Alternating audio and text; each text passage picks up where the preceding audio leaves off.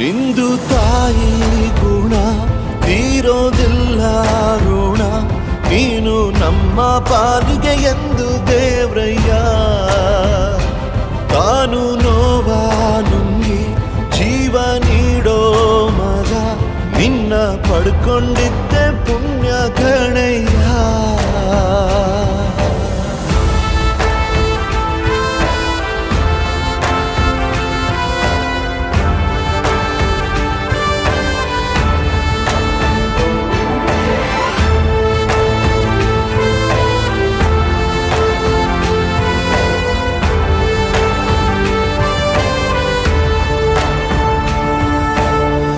ಅನ್ನ ಕೊಡೋ ಭೂಮಿನು ಹೊಗಳುತ್ತಿದೆ ನಿನ್ನನ್ನು, ಊರನ್ನೇ ಬೆಳಗೋ ವಜ್ರ ನೀನು.